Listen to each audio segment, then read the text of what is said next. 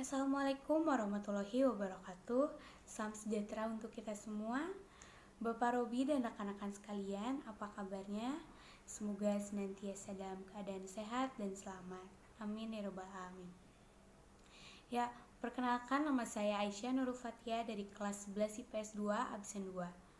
Pertama-tama, marilah kita panjatkan puji dan syukur kepada Allah, Tuhan semesta alam, karena atas karunia-Nya kita masih diberikan kesehatan dan kesempatan untuk belajar, walaupun dilaksanakan secara daring. Selanjutnya, pada kesempatan kali ini, saya akan menyampaikan materi mengenai karya ilmiah. Adapun latar belakang penyampaian materi ini, yaitu agar kami siswa dan siswi mampu memahami dan mengetahui garis besar tentang karya ilmiah. Kalau begitu, tanpa berlama-lama lagi, mari kita belajar materinya bersama.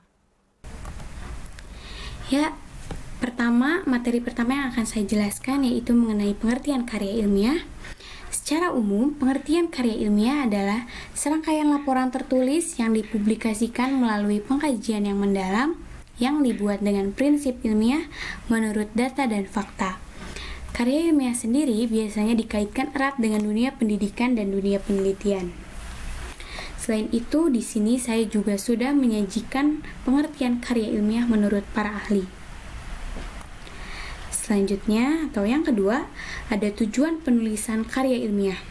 Secara umum, tujuan penulisan karya ilmiah adalah untuk mempublikasikan suatu ilmu pengetahuan kepada masyarakat dengan maksud memberikan informasi atau memecahkan masalah atau persoalan yang ada.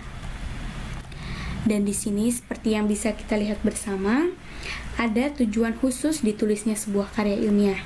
Di antaranya untuk melatih keterampilan menulis dan melakukan penelitian, lalu sebagai wahana transformasi pengetahuan, dan untuk membuktikan pengetahuan siswa, dan lain-lain.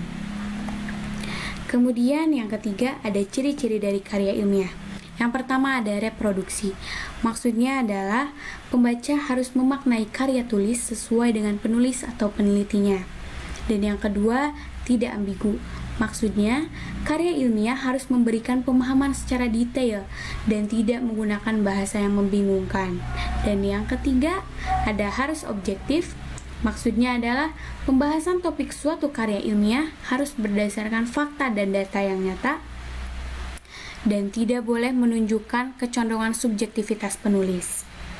Selanjutnya atau yang keempat, ada menggunakan bahasa baku dan disusun secara sistematis.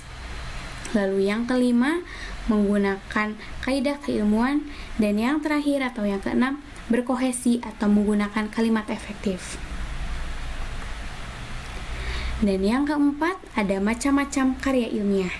Di sini saya kelompokkan berdasarkan bentuk penyajiannya. Yang pertama ada populer, yang contohnya adalah artikel, koran, dan majalah. Dan yang kedua ada semi formal, yang contohnya adalah makalah dan laporan biasa. Dan bentuk ketiga adalah formal, yang contohnya adalah skripsi, tesis, dan disertasi. Ya, lalu materi terakhir yang akan saya jelaskan yaitu mengenai struktur suatu karya ilmiah. Yang pertama ada judul. Judul merupakan rumusan karya ilmiah dalam satu frasa yang jelas dan lengkap. Dalam penulisan judul pun memiliki 3 ketentuan. Yang pertama, dapat ditulis dengan menggunakan huruf kapital semua, kecuali pada anak kalimat. Atau yang kedua, dengan menggunakan huruf kapital di huruf pertama suatu kata, kecuali pada kata hubung dan kata depan. Dan ketentuan terakhir yaitu tidak menggunakan tanda baca apapun di penulisan akhir judul. Dan di sini mari kita melihat contoh judul suatu karya ilmiah. Lanjut yang kedua, ada pendahuluan. Pendahuluan mencakup latar belakang masalah, identifikasi masalah, perumusan masalah, pembatasan masalah, tujuan dan manfaat penelitian, dan kegunaan penelitian. Dan di sini kita bisa melihat contoh pendahuluan suatu karya ilmiah. Lalu, yang ketiga, ada kerangka teoritis. Kerangka teoritis biasanya disebut juga sebagai teori landasan, yang biasanya dimulai dengan identifikasi masalah dan diakhiri dengan hipotesis si peneliti. Lalu, struktur karya ilmiah yang keempat ada metodologi penelitian yang berisikan tentang prosedur atau tahap-tahap penelitian. Metode penelitian sendiri dapat dibagi menjadi 3, yaitu yang pertama ada deskriptif, yang kedua eksperimen, dan yang ketiga penelitian kelas.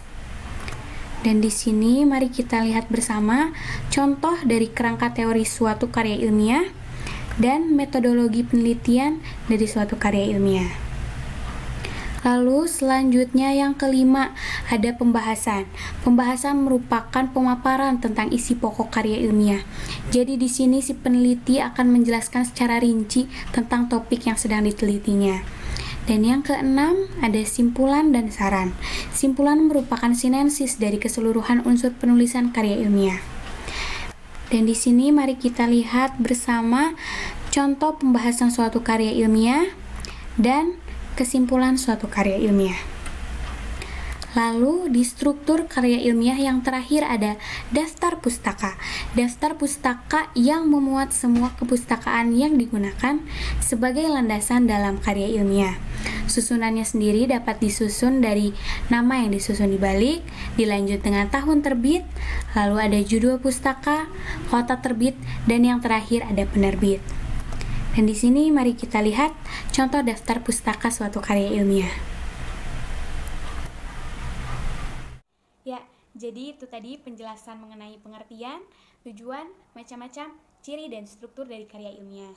Semoga penjelasan yang sudah saya berikan bisa memberikan manfaat dan menambah ilmu serta pemahaman rekan-rekan sekalian akan karya ilmiah. Selanjutnya, saya mohon maaf yang sebesar-besarnya atas segala kekurangan dan kesalahan saya. Dan saya rasa cukup sekian yang akan saya sampaikan. Semoga kita selalu diberikan kesehatan dan keselamatan. Dan jangan lupa untuk selalu menerapkan protokol kesehatan dan menjaga diri. Kalau begitu sekian. Wabillahi taufiq wal hidayah. Wassalamualaikum warahmatullahi wabarakatuh.